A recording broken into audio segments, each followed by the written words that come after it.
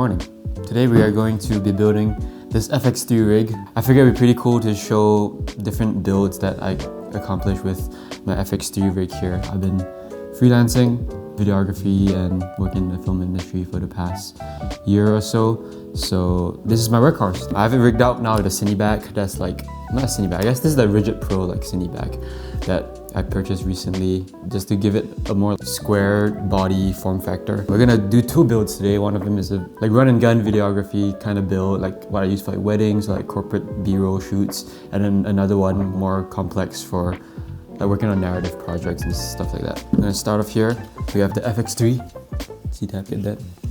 With the cine back. I've already looped like the USB-C, the like D-tap to USB-C cable in there because it's like so annoying to get set up. So that's the cine back. We're gonna start like with the videography build here. So yeah, we're gonna take off this top plate. Okay, so we've taken off this top plate. When I usually shoot for like commercials or like weddings and stuff, I like to use the XLR handle. This guy with the cine back extension over here.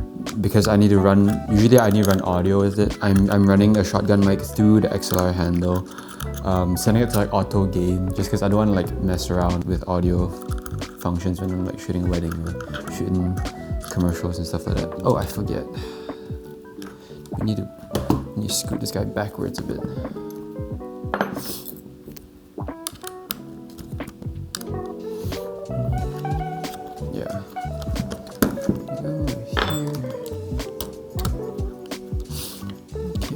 So, fit this guy.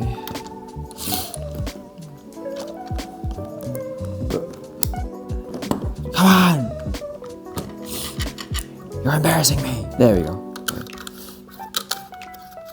So the XLR handle is put on. So it's kind of like, you know, there's one point of connection here with the body and one point of connection back here with the cine back. There we go. Put the V-mount battery on. Attach a lens, that's very important. I use the Tamron 28-75. I don't need a G Master lens, I don't need a Sigma lens. It's just kind of, you know, I think this works fine. Put the mic on. A lot of times, I would just use this build as is, like no monitor. Just like use the stock monitor on the FX3, but other times I would prefer to have a monitor. So yeah, there we go. This is like the simplest build that I would go for a lot of the times. Lens, XLR handle, mic. It's kind of long. And so now, sometimes I'll put on a monitor. Shoot, I don't have. Let me come back. I'm gonna get some. So we got a magic arm here, little mini articulating magic arm on the side. Now the XLR like handle piece does have some mounting points on here, 5/8 threads, some 1/4-20s, but I've not really found that they hold well. So I like to do this. I like to mount a magic arm onto the side of the body. The monitor of choice that we're using here is the Small HD Ultra 5. Just got this guy for a really good deal on B&H. This is one that's like way overkill in my opinion, like way too expensive, way too bright, but you know, it's a good deal. I used to use the Blackmagic 5-inch video assist, but I've since sold it. This is cursed, I swear. Okay, there we go. There we go, there we go. Now I run this build a little differently. I might use a different magic arm, but for the sake of this build, I think you get the idea. So right now we plug the D-tap into the D-tap port. And run this all the way up here, 2-pin LEMO for the monitor. So there we go. That's kind of the build for like a run and gun wedding or like commercial shoot, you know, one-man band, a bunch of B-roll and stuff like that. That's kind of what I run. Monitor, XLR handle, mic, and it works fine. It works pretty good. I will say a lot of the times for like weddings and stuff, I would just take off the monitor. It's kind of a bit of a hassle to like mess with this articulating arm a lot of the times. So I just run the stock monitor. I don't really mind the stock monitor on a Sony. It's kind of small, and the menus are kind of jumbled, but it works fine for my purposes. So yeah, that's the build. And then I'll throw an ND on in the front, of course. But we're not gonna do that here. Now let's talk about the different build. Let's move on to like more of like a studio build for like when I do narrative and stuff like that. We'll put like a follow focus on, we'll put like a manual vintage lens on, wireless transmission, all this stuff. So we've stripped the body back down to the basics again. Now we're gonna go into the studio build. The heart and soul of this build is really this guy. The mid 49 rainbow handle with the 15mm rod attachment on the front. This build is partially inspired by DSLR video shooter like Caleb Pike's FX3 build as well, just with less extreme parts, I would say. Less expensive components, but this is a part that I found from his video, this mid 49 rainbow handle. It's just like a really solid top handle. I was using like a NATO rail top handle in the past, but I've since realized like that's just like super flimsy. A part like that doesn't really hold. I switched to this rainbow handle. It's like way too expensive for like a piece of metal, but if you're holding a camera by a handle, you want it to hold well, so that's what this guy does. It holds the camera well. We got this on. Let's put the lens on. Alright, I have these contact Zeiss lenses modded for EF, the EF mount. Got it. EF mount adapted to 82mm with this magnetic ND on the front. So you can just pop off the ND, put it back on. Now the step-up ring that K&F has, the 55 to 82mm, does not have like a locking mechanism for the ND. So it kind of like, you could kind of spin it like unintentionally while trying to adjust the ND. But the 82, just like magnetic adapter ring does like lock in place. So I might be converting, just get like a 55 to 82 step-up ring and then using just the 82 magnetic ring on its own just to get that locking functionality, because this guy is kind of unstable. And then we have a Metabones E to EF adapter. I was considering getting like PL glass just because that's like industry standard, but it's just a bit too expensive. But Metabones makes a great locking EF adapter for E-mount, so just went with that. Cool, I'll pop this off. It just goes on. Let's line up the red dots. This is the sucky thing about the EF adapter, is that usually with PL you have like you like line up the screws with like your mount, and so you put it in, you can kind of feel it out and then lock it. This guy you kind of need to just line up the red dot. There's no like physical marker of where to put your lens in. You just kind of need to visually look at the red dots and put it on. So there we go. Lock it on. There, that's pretty good. Yeah, there you go. It's still inherently an E-mount, like a photo E-mount. I have seen like on the Burano or like FX9 or even like the DJI Ronin 4D, they have like locking E-mounts that either are adapters or built into the camera body itself. This is one of the downsides I think with the FX3, is that the E-mount is not locking. It's just still kind of like a photo mount.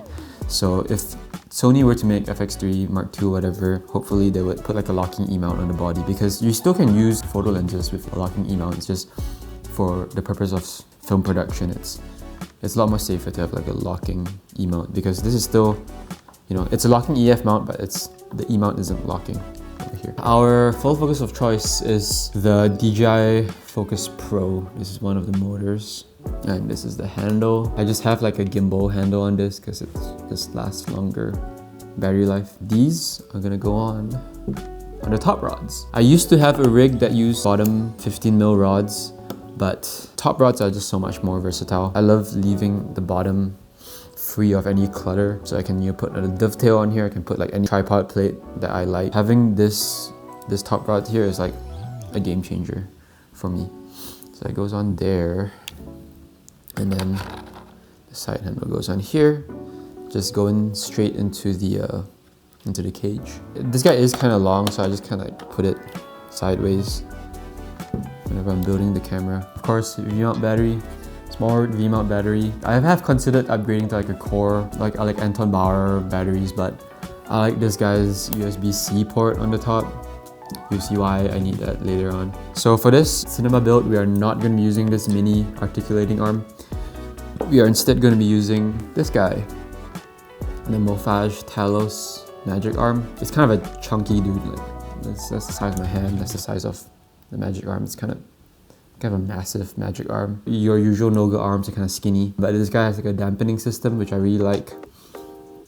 I did try to use the Bright Tangerine Titan Arm 2, but that thing is actually a beast. That thing's like ginormous. I think it weighs like a pound, like on its own. This guy weighs like 300 grams, I think 350 grams, so slightly less, but I did try the Bright Tangerine magic arm just because that's an over-engineered magic arm. It's like the best of the best, but it just did not fit on my build. It just looked way out of place, looked like way too chunky, and didn't like it whatsoever. So and kind of lock it with like some Allens. So it goes on here. So we have that.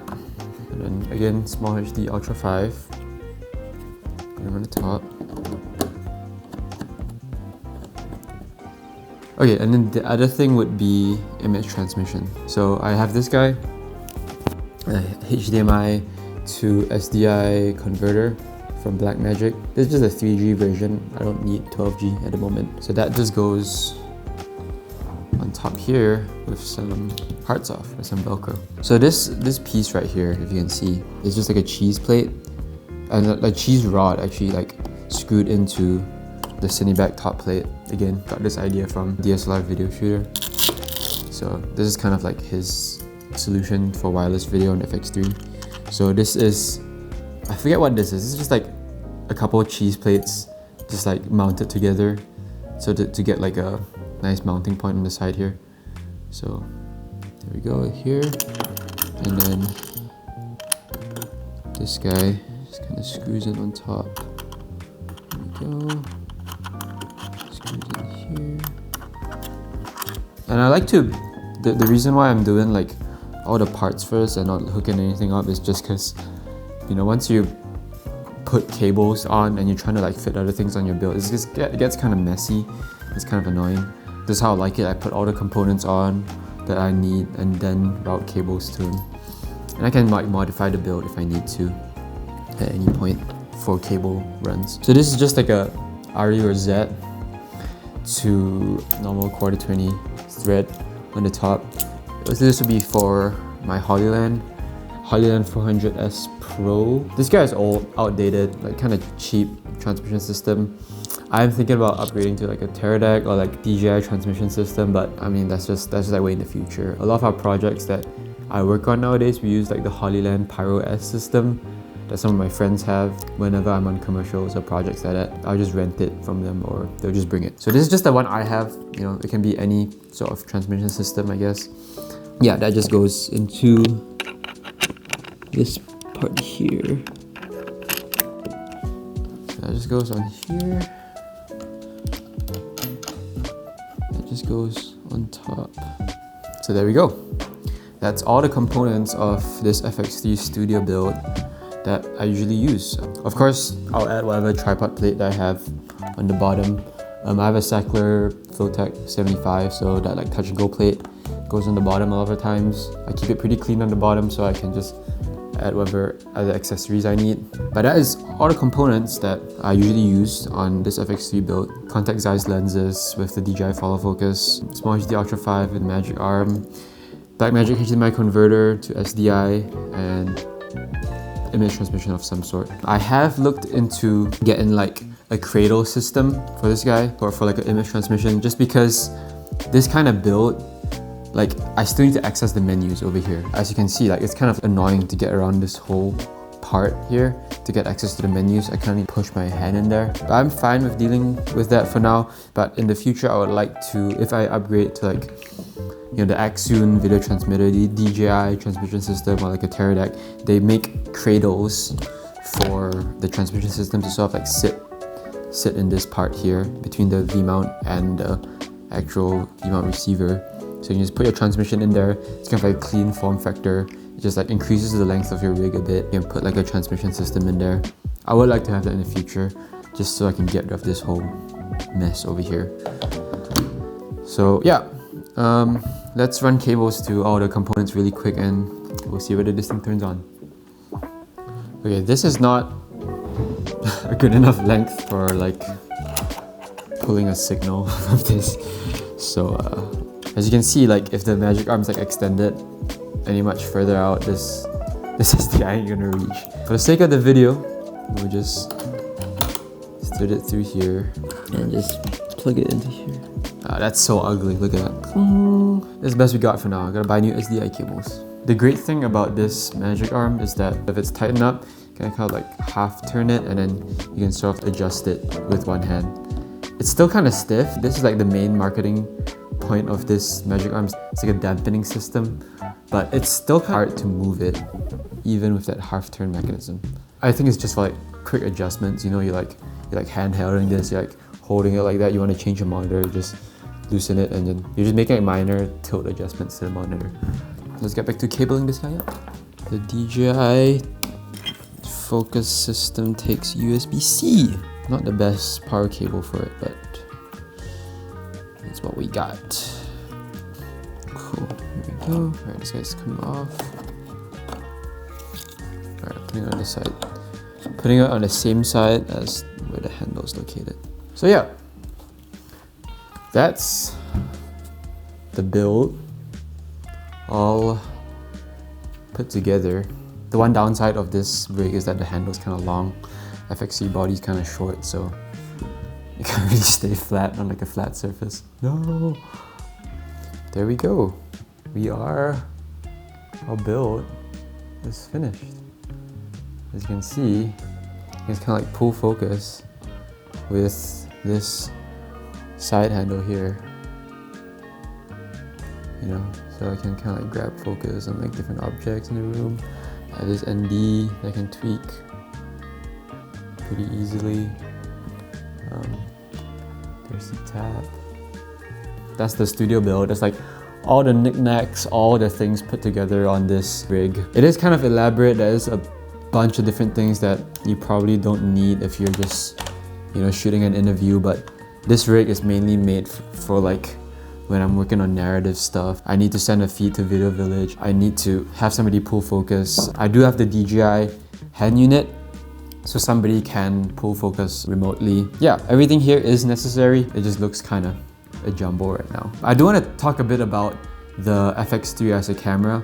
I've owned it now for 2.5 years, I think. I'm a big fan of the FX3. I love the image it produces. I love the form factor that it's in. I've shot most of my professional career I've spent using it. Now I could upgrade to like something like FX6, FX9, a different cinema camera to sort of like get rid of all this clutter. But as of now, I am pretty fine with using this rig how it is. I just love how versatile the FX3 is. As you saw in the beginning of this video, we could strip it down and only use an XLR handle and the mic. That's like perfect for like commercial filmmaking, for like getting B-roll and stuff like that. This body itself, I could totally pop this off and go shoot like somebody's engagement photos, which I have in the past. So I just love the form factor of the FX3, how I can like pop it off and go do something a bit more nimble with it, or build it up into a large form factor like this. Now in the future, of course, I would like to upgrade to like a bigger cinema camera just so I can have a lot of the functionality that cinema cameras have. But for right now, I think this build I'm pretty satisfied with it. Now I do want to talk about some other downsides of the FX3 that I have encountered in the past 2 years that I've been working with it. One is definitely the lack of SDI outputs. SDI is like a cinema standard. Nobody uses HDMI really in like when you shoot movies. So this SDI breakout box is kind of just an extra step that I have to do in order to get 2 different outputs with minimal latency. I could totally loop out this Holyland signal from the small HD, but that would increase the latency, which I do not want to do. The second thing that is kind of a downside with the FX3 is no internal NDs. Having this magnetic ND system definitely helps, but it's not ideal. Internal NDs like on the FX6 or on the ARRI Alexa Mini is so helpful. Like not having to worry about putting a filter on the front of your lens is such a time saver on set. And the other thing, something that is not usually talked about, I think, is the lack of output options on the FX3 itself. Right now, as you can see here, the output that I have on this monitor is just like a clean feed, but when I do switch it to show me menus, it's like a cluttered interface. It kind of like crops the sides of the display. The output functionality on the FX3 isn't robust. This interface on like a 5-inch monitor is kind of cluttered. I would like to see them implement customizability on your output settings. Output a signal that's not 3x2 and instead 16:9 for most monitor recorders. Give us functionality of what specific stuff can we show on the screen. Right now we kind of have that, but it's not as in-depth as other cinema cameras. And the other thing is, I would love if the FX3 could output a more cinema style menu like we have from like the RE or even like the C300 Mark III. A lot of these higher end cinema cameras, you can have all your menu information on the outlines of your monitor. And that's very helpful in terms of keeping the interface less cluttered. Also, if you're outputting that signal to like a director's monitor or first AC monitor, first AC can pull off a cleaner feed. The director and let's say you have a DP, they can look at the settings on the side without having the image too cluttered. Having a menu system like that, like an RE style menu system, would breathe new life into the FX3 system, and that's just really like a firmware thing I think Sony can implement into the FX3. The camera is kind of old now, so I'd be surprised if they were to give us these functions. If they kind of like hold back these updates, then upgrading to the FX3 Mark II might be more enticing for people. I know internal NDs and SDI are not things that you can put into a body that's already been released, but you know, something like the menus, fixing the menu system on Sony can definitely be implemented in software, so I hope that they do that in the future. But yeah, that's the FX3 build video. We've seen 2 builds today, one of them the more videography style build, and then this guy, you know, the full cinema rig, if you would like. This rig is definitely, I'm always tweaking it, I'm always trying to improve it. It's not the be all end all, but I hope you enjoyed seeing my workflow in terms of working with this camera, in terms of working in different styles of production. But yeah, I hope you enjoyed this video and see you again next time. Bye bye.